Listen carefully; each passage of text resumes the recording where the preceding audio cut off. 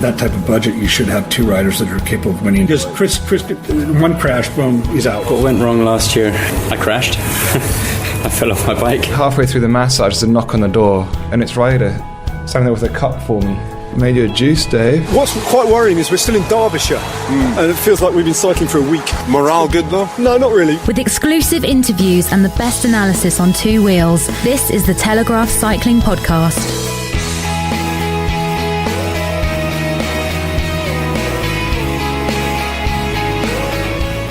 Hello, my name is Richard Moore. I'm with Lionel Birnie. Hello, Richard. Where are we, Lionel? We're in the velodrome. What velodrome? The Roubaix velodrome. The outdoor velodrome in Roubaix.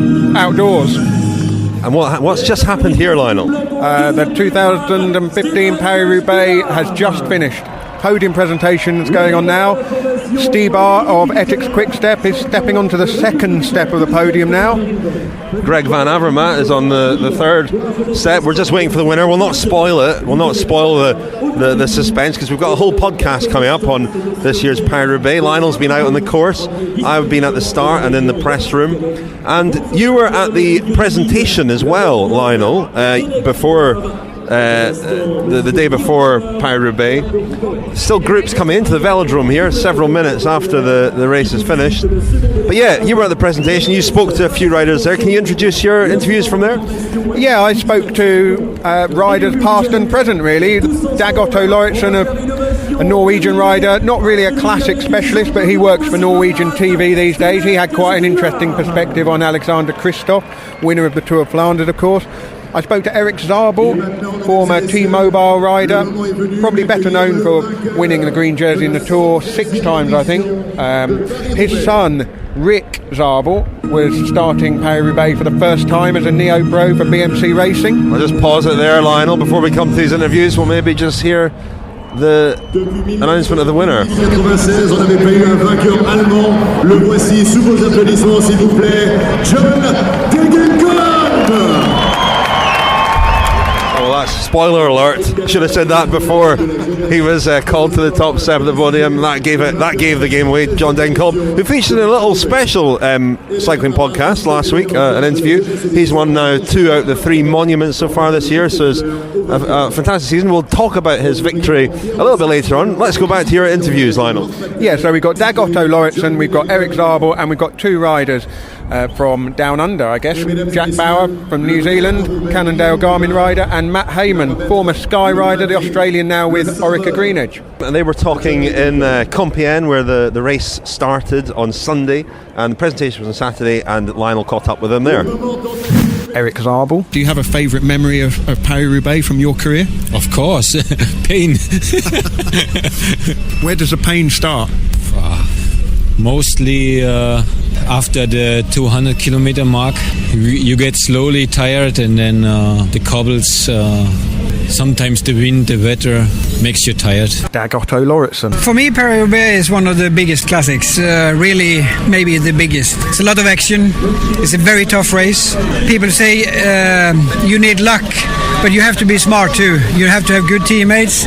It's very dangerous, a lot of crashes, and I think the strongest man win anyway. Jack Bauer. The speed that you enter the first section is always really high because everybody's fresh and the whole pello is there. Yeah, of course it's something new. I'm used to riding on bumps and stones, but on a mountain bike, never on a road bike.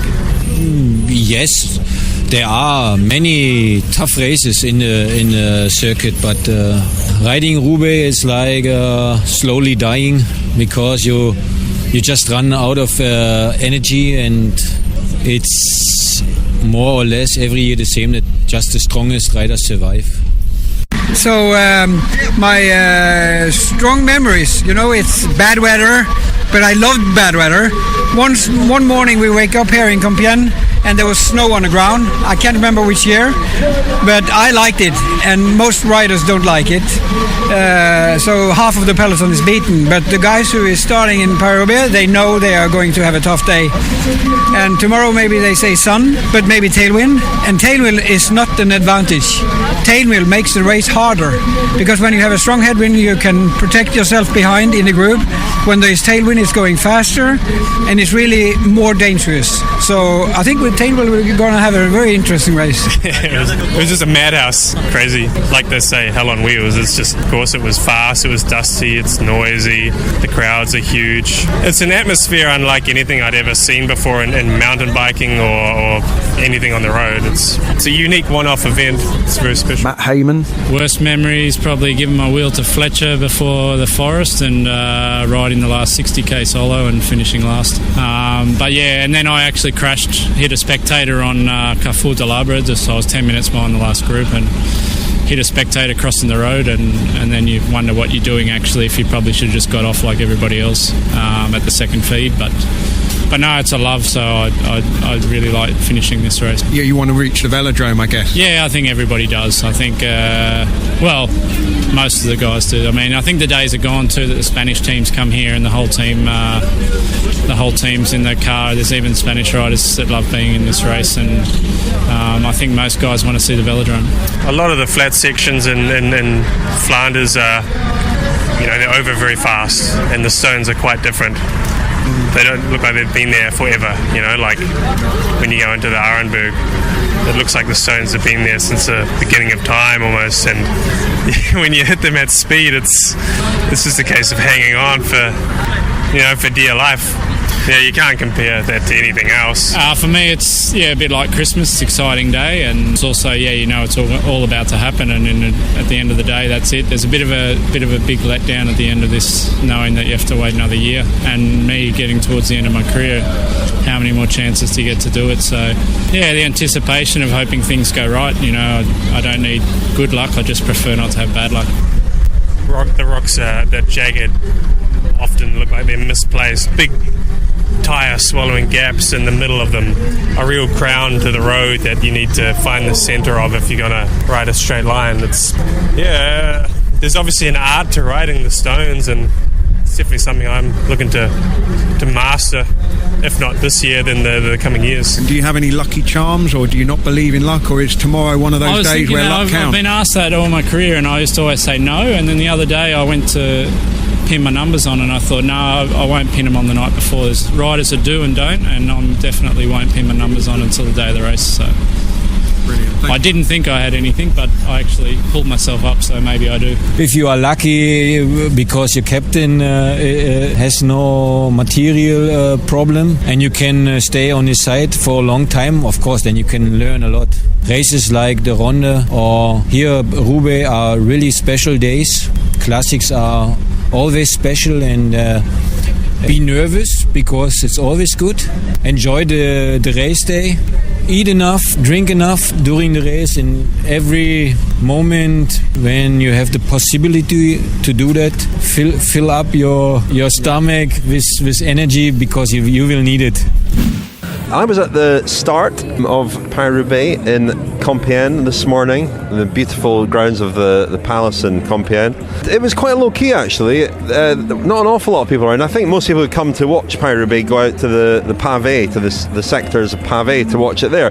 Far more sort of exhilarating, and obviously you can skip around and see it at different points, but quite a nice atmosphere. I spoke to Matt Heyman as well, and got around a few different people, but you were out on the actual course, weren't you? I've done this quite a few times before, trying to see the race in multiple different places. It is possible because there's a kind of a network of motorways that kind of go parallel and crisscross the route, so you can drive, see it in one place, get back in the car, drive up the main road on the motorway, get out, see it again. You need to have pretty good map reading skills. A little bit of local knowledge helps. The sat-nav was very helpful, but we managed to see it in two places.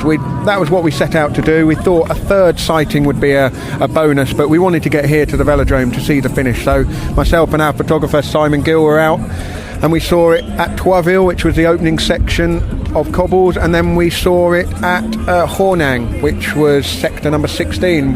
We had hoped to try and get to the Arenberg Forest, but because of the tailwind, the race was so quick, we realised we weren't going to be able to get far enough in front of them to be able to park, and obviously we were observing all speed limits and traffic rules and all of that kind of thing, so we were a little bit more conservative.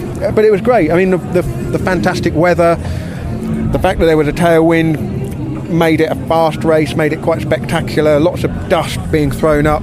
But because of the great weather, loads of people were out doing the same thing, so there was sort of a procession of cars getting back onto the main roads and then ducking back in to try and see the race on the cobbles. So the race, Lionel, the race, I mean, being out on the course, you might not have been able to follow it all that closely. I spent a good part of the day driving from Compiègne to here in Roubaix. It was a similar race to the Tour of Flanders in a way, and a similar type of winner, a guy renowned as a sprinter, John Degenkolb, winning it in a sort of unconventional way. He took off, he took the race by the scruff of the neck, just as Alexander Kristoff did in Tour of Flanders. Kristoff was the first Norwegian winner of the Tour of Flanders. I think Degenkolb is the second German winner after the very first edition. Yeah, Joseph Fischer won in 1896. Of course, Joseph Fischer, great rider. Friend of the podcast, if there had been such a thing. Friend of the wireless back in the day, no doubt. He's an honorary friend of the podcast. Being out there on the course gives you a completely different perspective and not an entire picture of the race. I only caught perhaps the last 25 or 30 kilometres on television after getting here to Roubaix. But what you do get from seeing the race at the first section of cobbles, and we were waiting at the end of that section of cobbles, you can just see how much the guys at the front really want to put the hammer down and make it hard as soon as they reach the cobble section.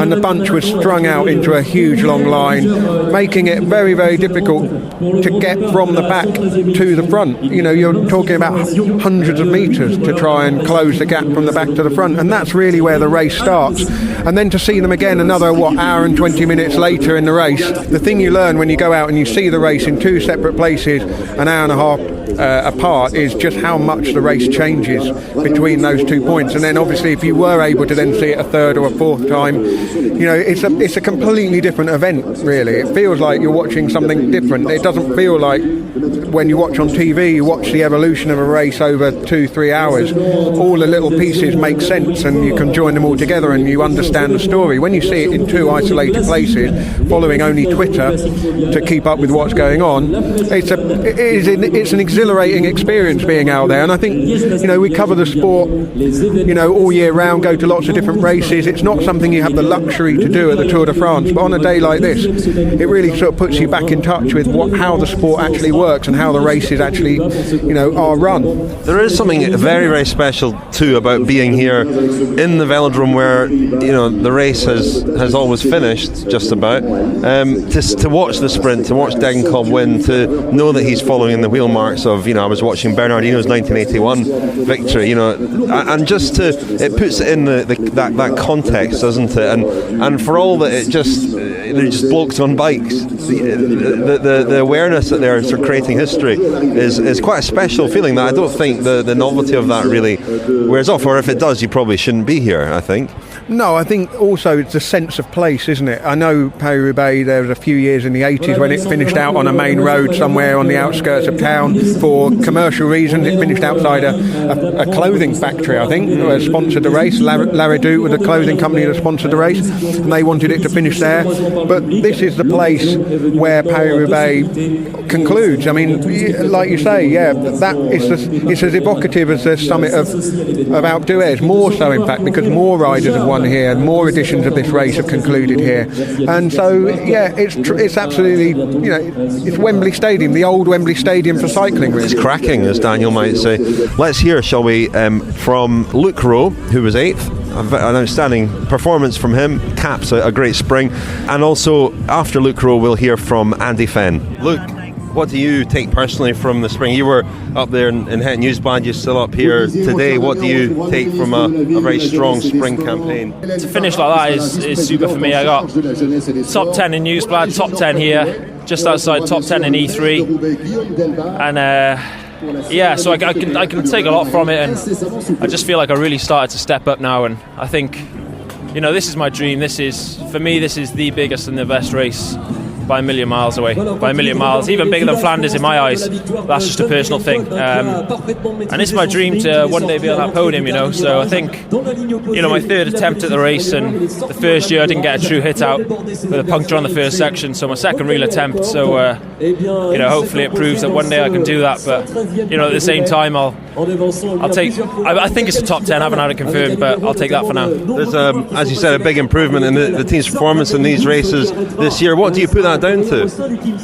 I think it's just been a long time coming. We had that classic squad from 3-4 years ago, and if you look at the team, there hasn't been many changes. There hasn't been many guys coming in and out. We've just built and grown together, and that group is so tight. Where we go out there and we race together, but we're best of mates. I mean, like end of the season, we go away for a weekend on the piste together, and it's more than just bike riding. I think when you really get together as a group like that, and you become mates off your bike as well, then you really gel, and that extra bit of determination that you're willing to go that extra mile for your mate. I think that's the difference. Andy Fenn, you look like you've had a hard day out there. Yeah, it's a pretty hard day.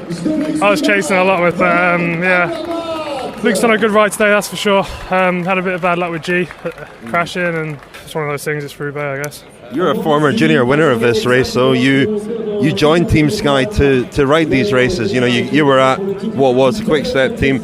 You weren't really getting your chance there. You must be pleased to have been selected for the team for these kind of races. Yeah, the classics are really stepping up in Sky, and actually we've got one of the best teams now, I think. You've seen from the classics we've done, we've had G winning, Stannard winning, Luke's up there today, and I think we just keep pushing him with the group we got, we can surely do a lot more in these races.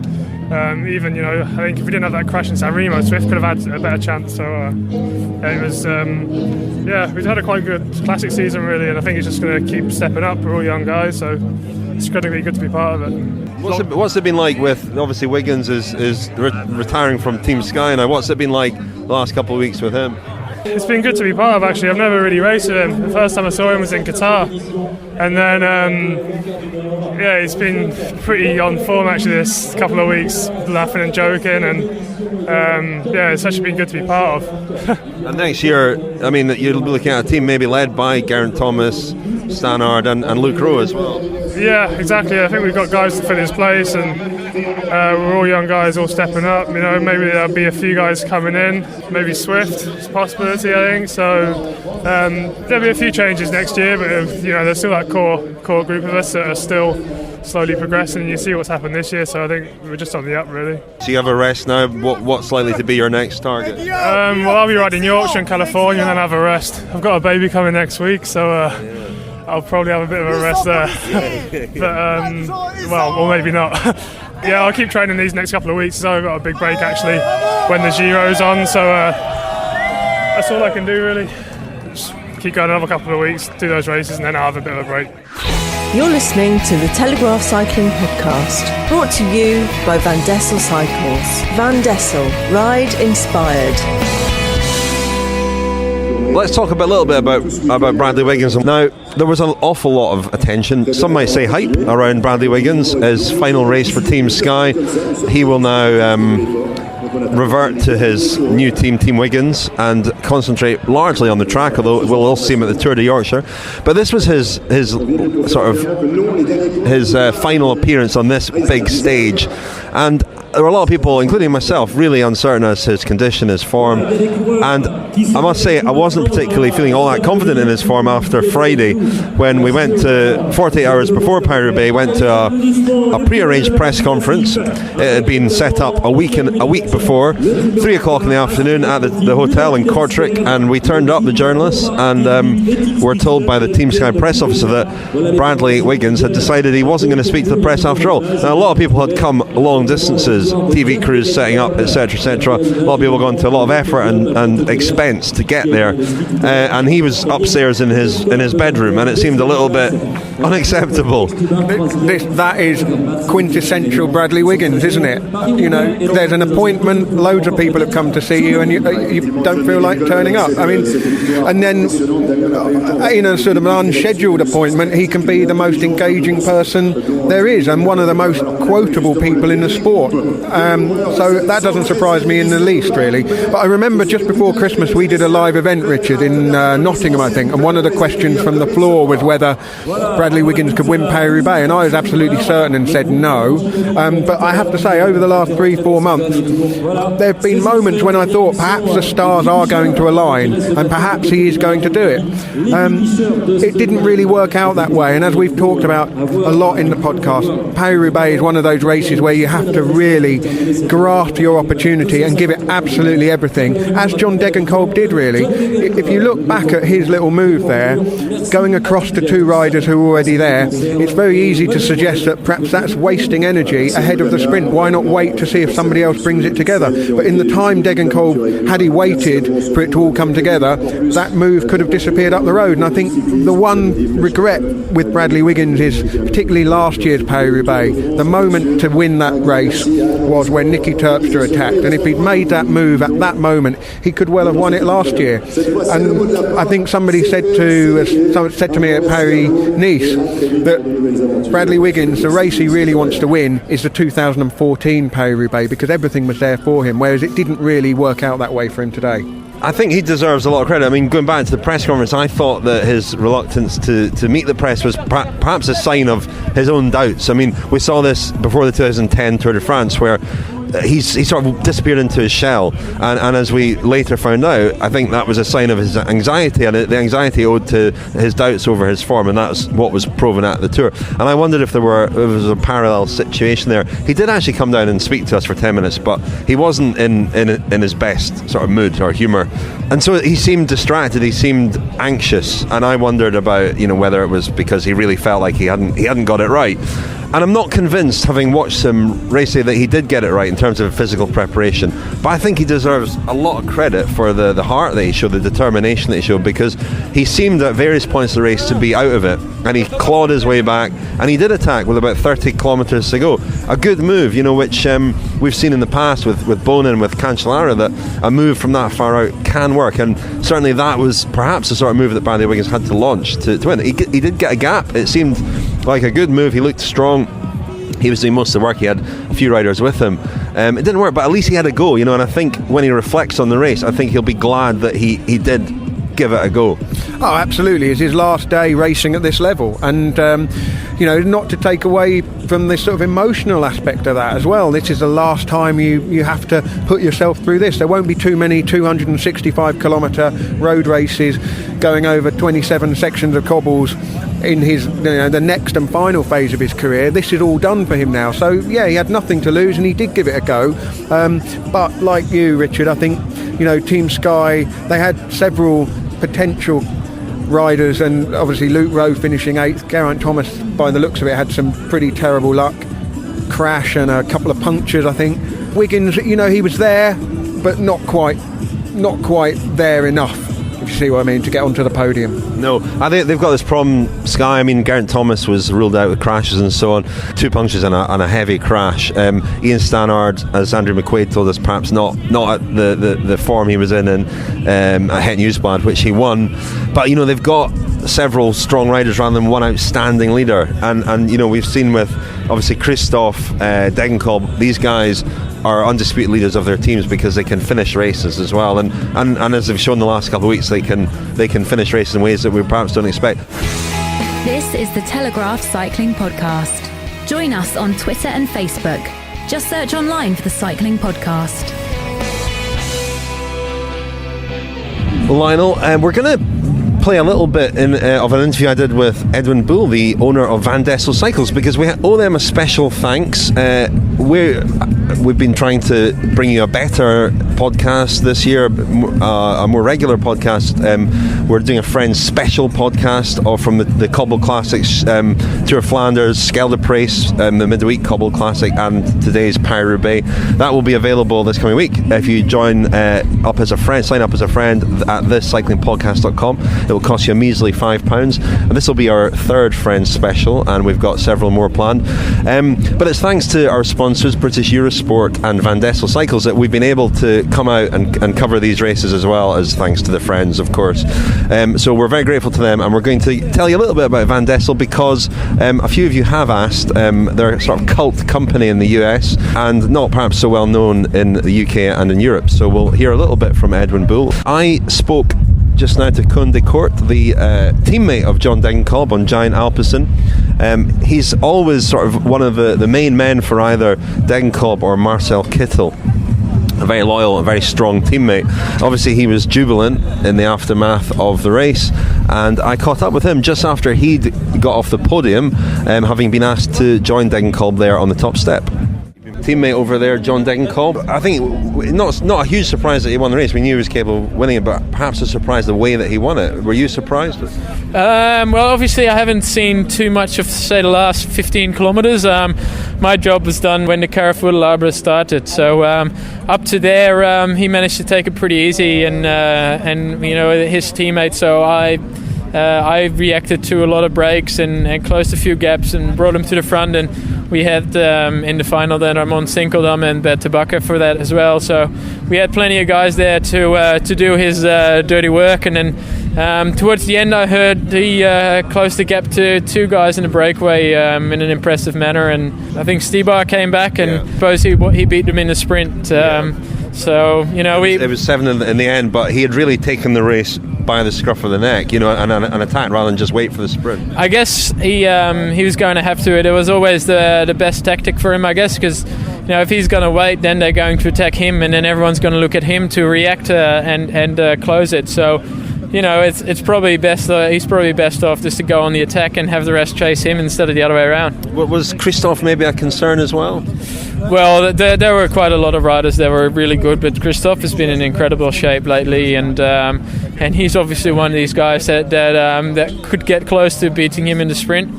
So it was definitely a concern, but he was on a list of another couple of riders, and we started the race trusting in ourselves and trusting that we could win this race, and we weren't really going to look at other riders, so we were just mainly going to see how we could do everything best. What kind of leader is John? I mean, did he stand up on the bus this morning and sort of fill you with confidence that he was in sort of shape to win? Yeah, well, he obviously showed already in San Remo that he's in great shape, and he kept on showing that, and he's one of those guys similar to Marcel Kittel, who's just an incredibly nice guy, and you always really want to work for him, and he always makes it worth it as well. He's so thankful. Just then on the podium, he asked his teammates up and hugs us all and thanks us all here, even on the podium. And I mean, that shows that he really appreciates what we do for him, and that's also the reason why it's so easy for us to do it. I mean, he's so thankful, and he makes it worth it. The Telegraph Cycling Podcast and British Eurosport, the home of cycling. The cycling coverage continues on British Eurosport with the next big classic, the Amstel Gold Race on Sunday the 19th of April. Then from the 21st there's the 6-day Tour of Croatia, and on the 22nd the first of the Ardennes doubleheader, Flèche Wallonne, followed a few days later of course by Liège-Bastogne-Liège, all on British Eurosport, the home of cycling. Now, I mentioned earlier in this podcast that we'd hear a little bit from Edwin Bull of Van Dessel Cycles, who have been sponsoring the podcast these last couple of months and whose support has allowed us to cover these cobbled classics, to come over and cover them, I should say. It seems appropriate because we've spent a lot of the past week or so in Belgium, and Edwin, who's the founder of the company, was born and originally brought up in Belgium. His family was a big cycling family before he moved to the US and began racing, and then producing his own bikes. I wanted to find out a bit more about the bikes, so I called Edwin recently at Van Dessel HQ in New Jersey. As I said, it's a cult brand in the US, but they have ambitions to grow, and I started by asking Edwin about the company's growth strategy. Well, it's finding distributors, but basically making very high quality, high value bikes. And again, performance oriented. So we're not going to make bikes with a very tall head tube and a very short top tube. I tend to joke that we make bikes for people who can still touch their toes, but it seems a lot of the I don't want to say mass market frames, but mass produced frames from the big companies tend to go very much after a weekend warrior sort of market, which is where a lot of the focus is. We tend to stay more performance oriented. So basically we're making, really nice performance bikes that you get a lot of bang for your buck. And the reviews we've been getting on the bikes has been fantastic. So Lionel, we're still here in the velodrome at Roubaix. We were recording stuff earlier on for the Friends Special podcast with our good friend Ciro Scognamiglio. Hoped he would join us again regular. He'll be tapping away on his laptop in the press room, won't he, by now? Who's he going to be writing about? Were there any Italians up there? Pippo Pozzato got into the bus nice and early, so that's a big story for Gazzetta. Yep. Yeah, so listen, let's talk about the winner, John Degenkolb. Outstanding win, an outstanding season. Daniel has been tipping him for Ethics Quick Step. They leave these spring cobbled classics empty-handed, which is not good news at all for Patrick Lefevre. Shame we couldn't catch up with him. I'm sure he'd be in great humour. I saw him sort of skulking about in the middle of the velodrome here a little bit earlier. It didn't look in the best of humours, it has to be said, but never knowingly takes defeat well, does he, Patrick Lefevre? So. Not really, no.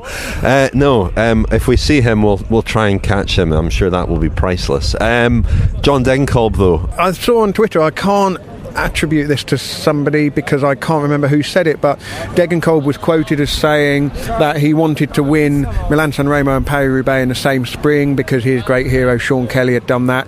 That was in 1986. Funny you should say that, because Ciro said earlier to me only one rider has won Milan-San Remo and Paris-Roubaix, but he couldn't remember who it was. In the same year, yeah. That's what he said. Is Kelly the one that's done that? Yeah, he may well be. We'll have to check that.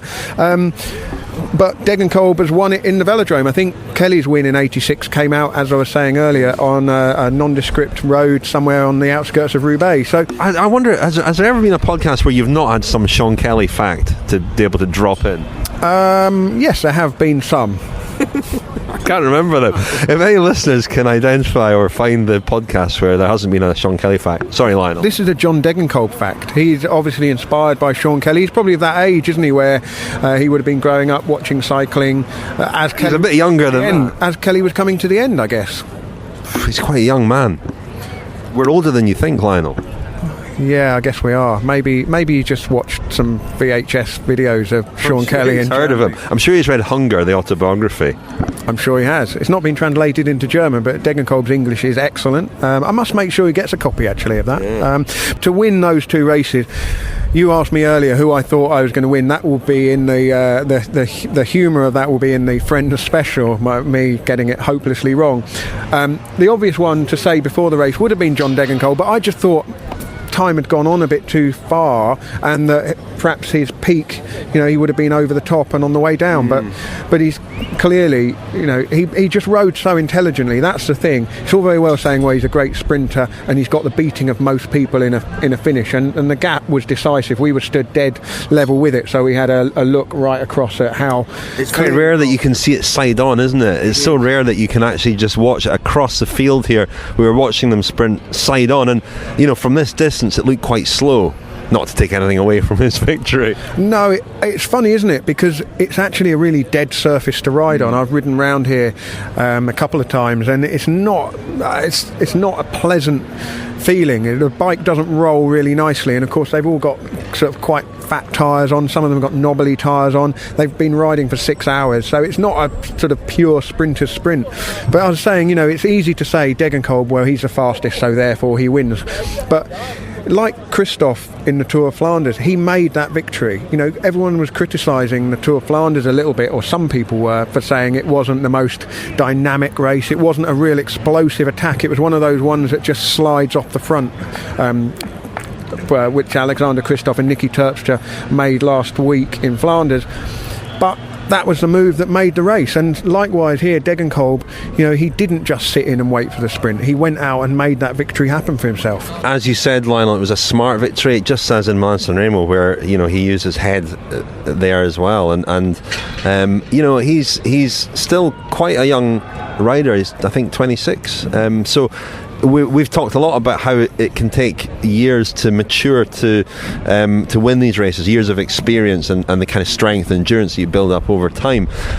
So he's got 5, 6, 7, 8 years of contending in these races, perhaps.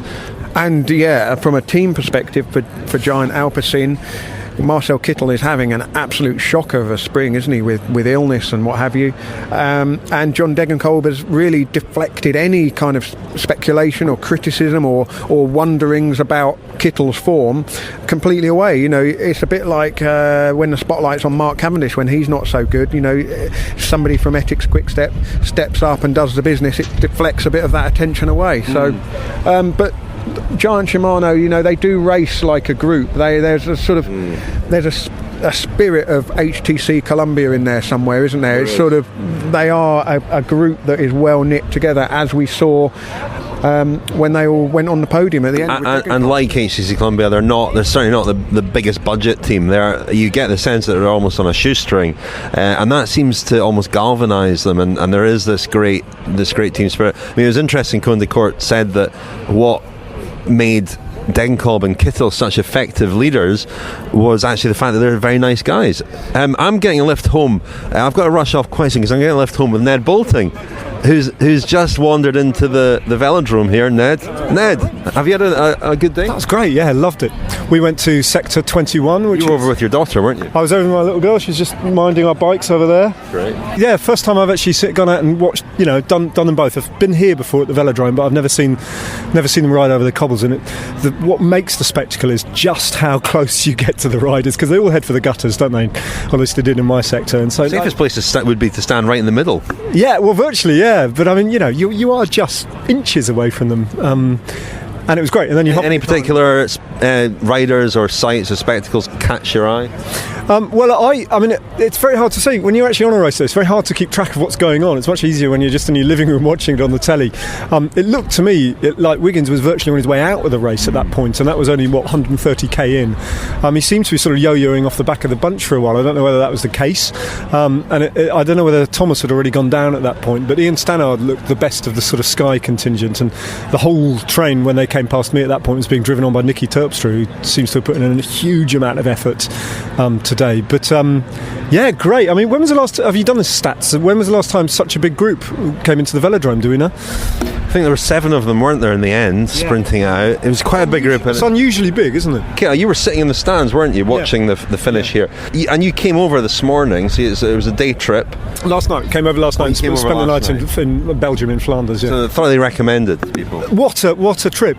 You'll be able to provide people an itinerary, Bolting tours. Well, there's so many ways of doing it. It's such a cleverly designed route because the motorway just links the whole thing up, so you can get to the finish line in plenty of time. We were here with an hour and a half to spare, and there's so many little access points onto the race, and it's free. I just think it's absolutely all right. There's a little ticketed bit over there, isn't there, in the grandstand? But other than that, you just rock up. Which is just, what other major sporting event on the global calendar does that apply to, apart from the London Marathon? I must say, Ned, this is not you can't see this because it's an audio production, but this is not the smooth, clean-shaven Ned Bolting that we see on our screens. Downtime. Yeah, you're wearing a few days stubble there. You're wearing a London Nocturne casquette. Yeah, I've probably I didn't know you let yourself go so much when you're not on telly. My career has slightly changed TV-wise, and I might well have done my last football match. And there's 2 reasons why that's a good thing. One is I will never have to wear a suit while I'm broadcasting, a suit and tie ever again. And it opens up at least the possibility that I could go with a beard. That's all I'm saying. So at the moment, what you see here, and you rightly pointed out, it's a bit laughable. This is experimentation. So it's not stubble. It's an early stages beard. It's an effort. I mean, it's nothing compared to Lionel. It's just that's all. Ned lives in sort of hipster London, doesn't he? So it's John Degenkolb. John Degenkolb. Walking, he was always going to win out of those 7, wasn't he? Despite that huge turn. Have you done all this? You've done your racing. No. Tell us what you thought. Well, I just thought that effort to get across to who's the Ethics Quickstep rider? Lampart. It was Lampert and Van Avermaet, wasn't it? And he did a whole load of work on the front of that group of 3 as well, didn't he? Because at one point it did look like they were going to start messing around and get caught. And then to execute it, it was perfect, wasn't he? I think he was 3rd wheel as he came into the velodrome here. And from that moment on, it was Degenkolb, wasn't it? It was a kind of, it almost looked effortless, and I'm delighted for him. I think he's a hell of a rider. And who's got primacy in that Giant-Alpecin team now? Is it him or is it Marcel Kittel? You know, at the moment it's him. Well, it is absolutely, but that's because we're at that stage of the season and we're reflecting on these achievements. But you know, what a team they've got! And if Warren Barguil turns into the rider that everyone hopes he can be, then they're kind of firing on 3 cylinders, aren't they? You know, they are more Juventus than Notts County or Newcastle United in their black and white stripes, aren't they? MTN Quebec. I knew that when Ned mentioned football earlier, there was a danger that would open up something. We have to hit the road. Okay, we got a little while. Where's your bike? Oh, it's in William Fullingham's car in my US. Get very messy. In my US postal bike bag, right. Which I can't really, got to wait for cover of darkness or something, I think, before I can retrieve that. Anyway, what did you think anyway? What did you think of the race? You'll have to listen to the podcast, Ned. No. I am a friend. I'm a friend of the podcast, which is, by the way, an excellent addition to your portfolio. You're listening to the Telegraph Cycling Podcast with Richard Moore, Lionel Birnie and Daniel Freeb.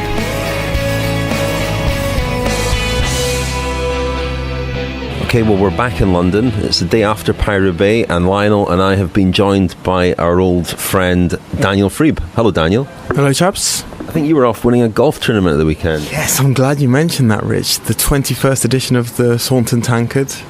A convincing victory, 3 shots. I was playing off 4 on the last day, still won. Don't know what any of that means, but well done, Daniel. Did you manage to watch Paris-Roubaix, and what was your reaction to John Degenkolb's victory there? I watched a few minutes of highlights. Sorry, chaps. I mean, there was a weekend I remember that you missed a big race, didn't you, Napalm? Lionel, sorry, for the benefit of our listeners. That might be the first time you've called Lionel by his official nickname in the podcast. You just outed him. I think we let it slip out once. Are we going to explain why he's called Napalm? No, we're not. We'll say that for a future episode. For a Friends podcast. So, I didn't see an awful lot of Paris-Roubaix. The winner, John Degenkolb, 2 monuments, first man since Sean Kelly to win those 2. We'd spoken quite a lot about in the spring, hadn't we? We'd spoken about those rumours linking him with Ethics Quick-Step.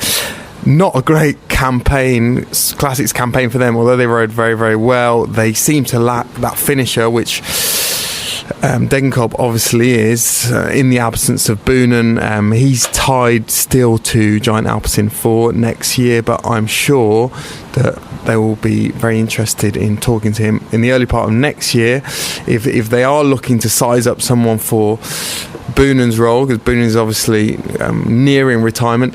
One thing that stood out for me yesterday, the outstanding performances of a number of young riders. Yves Lampert, who we mentioned a few times this year for Ethics Quick-Step, he wasn't down to ride Flanders and Roubaix originally. They put him into the 3 days of West Flanders to sort of see how he got on there, because it's his first spring as a pro rider. He won that race and really proved his credentials as a classics rider. So he got picked for Flanders and Roubaix, was outstanding yesterday, really instrumental in Stibar's second place. Thies Benoot, obviously we mentioned last week at Flanders, outstanding. 2 French riders, Alexis Goujard, another one we've mentioned on numerous occasions in the past for AG2R, was in the break in the morning, took a long time to get caught. And then Florian Sénéchal of Cofidis. We don't talk much about Cofidis in positive terms, but he rode very well yesterday to finish 17th, I think. There's another incident that Lionel and I didn't actually talk about when we were there, and it was partly because when you're at the race and covering it as a journalist, it's quite a challenge, isn't it? I mean, Lionel was jumping around from section of pavé to section of pavé. We also had to then scoot from the press room in the indoor velodrome into the outdoor velodrome, and missed a couple of crucial moments of the race, which we only caught up with afterwards. But the other major talking point, which continues to be a talking point, was the level crossing, which came down, and a lot of riders didn't stop. There may be repercussions from that. Just on sort of the nuts and bolts of covering a race, you kind of go from the top line down, don't you? Whenever you're at a race, whether it's a one-day classic or a major tour, the big story of the day is yesterday was Degenkolb winning, closely followed by Bradley Wiggins' final race for Team Sky and his sort of retirement from this level. And then it's when the sort of you digest the other things that have happened a little bit later on. And I think it's only really been today that the day after the race that the significance of the level crossing jump has really kind of caught hold, partly because SNCF, the French rail company, has instructed the French police or requested the French police to take some kind of action over the riders who jumped the level crossing. We've seen riders do this in the past.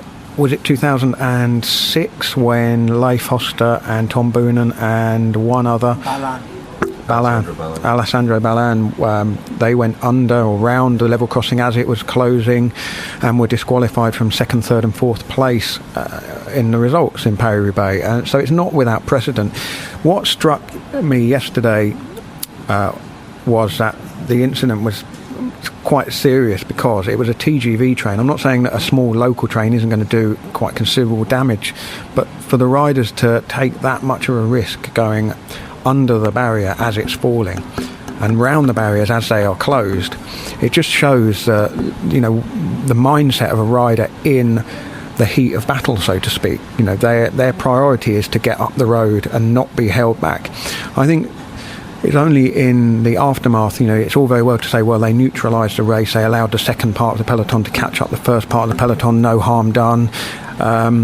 It's only afterwards that you can reflect on it with a cool head. At the time, if I was an elite bike rider, a stretch of the imagination, I know, to imagine that, but if I was an elite competitor and my job was to be at the front of that bike race and the level crossing is coming down, I can't honestly say that I wouldn't do that. I wouldn't do that as myself because it's incredibly dangerous. But in this case, the riders need to be protected from themselves by a very clear UCI protocol, don't they? They need to know exactly what the procedure is when this occurs in the race, because Paris-Roubaix is not the only race where it can occur in the course of a season. And as you say, they will, in the absence of any such rule or regulation, they will take those risks. And it is very dangerous, and it looks terrible for the SNCF.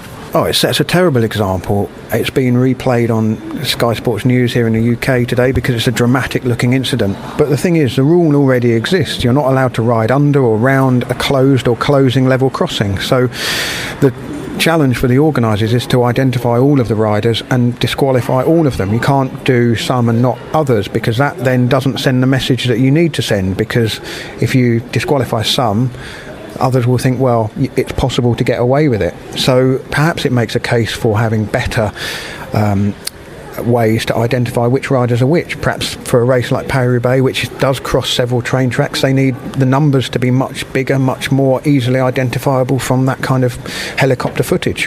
What about Velon? Were they filming yesterday? Did anyone have on-bike cameras? Because that could be a useful tool to identify I don't think it would be very difficult to identify the riders. There's great footage of it. There's footage gone up today of under-23 riders doing exactly the same, even more dangerously, on Saturday in the under-23 Paris-Roubaix. So, this is part of the culture of the sport. The way to change the culture, you look at the recent rugby internationals. The culture in there is that you respect what the referee says, whereas the culture in football is you don't respect what the referee says. And if the culture in cycling is that going through a level crossing is automatic disqualification, riders won't do it. They won't do it if they know that that's the risk. It's as simple as that. That will be a greater disincentive than potential loss of life through being hit by a train, bizarrely.